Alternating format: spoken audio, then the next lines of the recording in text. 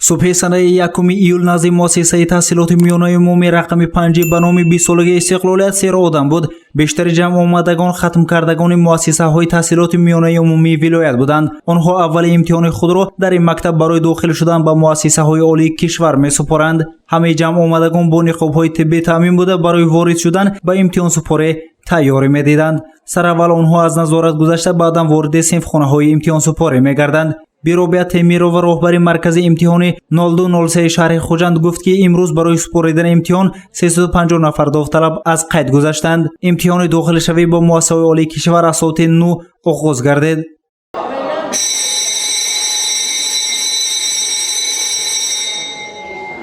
با صدای زنگوله داوطلبان جایهای خود را گرفته به امتحان سپاری شروع کردند. والدین امتحان سپارندگان با واسطه مانیتور که در تالار کلان مکتب رقم 5 گذاشته شده است طرز امتحان سپاری فرزندانشان را نظارت کردند. در تالار کلان مؤسسه نماینده مرکز ملی تحصیل نزد پرزیدنت جمهوری تاجیکستان به والدین اید به شفافیت امتحان سپاری یادآور شد. او تاکید نمود که سپاریدن امتحان با واسطه مرکز ملی تحصیل بی‌غرض و بی مبلغ صورت میگیرد. آن نفرانی که برای داخل شدن فرزندان خود به مکتب‌های عالی مبلغ میدهند فریب میخورند. واسطه مبلغ دادن و داخل شدن به مؤسسه عالی کشور از بین برده شده است. همه بهاهای دانشجویان را برنامه کامپیوتری به اشتراک انسان معین می‌نماید، گفت نوشیروانی بلالی نماینده مرکز ملی تحصیل نزد پرزیدنت جمهوری تاجیکستان.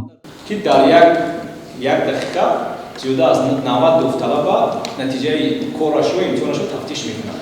اسکانر یک در مرکز است. الان زیاده از 7000 داوطلب نتیجه کارش توسط برنامه کامپیوتری تفتیش کرده می‌شود. اینجا گویم عامل انسانی نیست. چلویچسکی فاکتور نیست اینجا.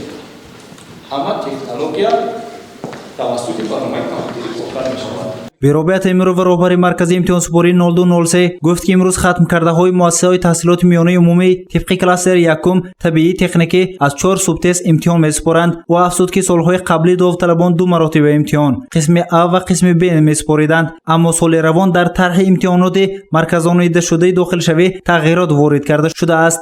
اکنون داوطلبان تنها امتحانات قسم A را که برای ختم کنندگان صنف‌های 11 پیش بینی شده است می‌سپارند. مهلت سپاریدن امتحان‌های مرکز ملی تحصیل نزد پرزیدنت جمهوری تاجیکستان برای کلاستر یکم 220 دقیقه یعنی 3 ساعت 40 دقیقه را در بر می‌گیرد. از 375 نفر داوطلبانی که باید به مؤسسه تحصیلات میانه عمومی رقم 5 برای سپاریدن امتحان می آمدند 25 نفرشان با سبب‌های گوناگون حاضر نشدند. در مورد پیشنهاد سبب‌های عذرناک آنها به امتحانات علاوه‌ای راه داده می‌شوند. ماموران امتحان 25 نفر به صنفخانه‌ها алакай آمادگی دیدند.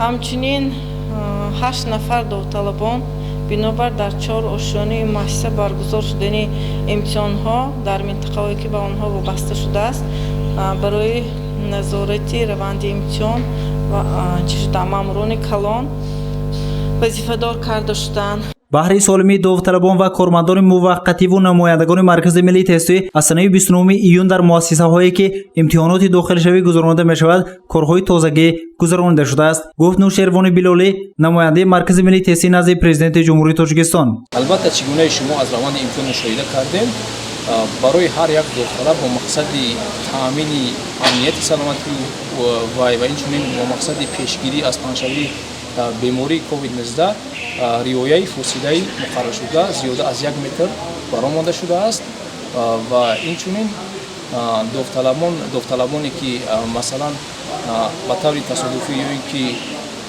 عموما به نقاب به مرکز حاضر میشوند برای آنها مرکز میتواند نقاب‌های یک طرفه را تامین نماید. امتحانات داخل شوی داوطلبان با مؤسسه‌های عالی کشور از سنه 1 تا 7 ایول ادامه می‌یابد. سنه جواب امتحانات داوطلبان 19 ایول میباشد. این جواب امتحان اساسی نبوده، تنها بهای امتحانات داوطلب از هر سوبتست به حساب می‌رود. 24 ایول سنه تقسیمات اساسی به حساب رفته داوطلب از روی امتحان مقرر شده گروه بندی می‌شود، اما بله گزارش امتحان معین نبوده. پس از سپردن امتحانات مرکزان ایده شده داخل شوی از روی معیار دانش داوطلب بهاگذاری می شود.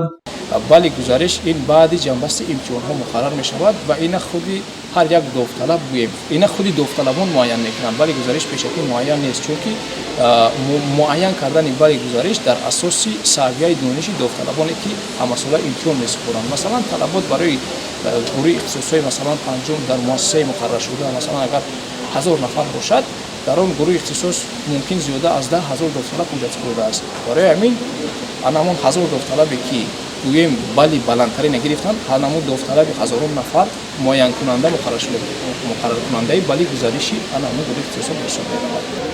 албатта аксарияти довталабон анамун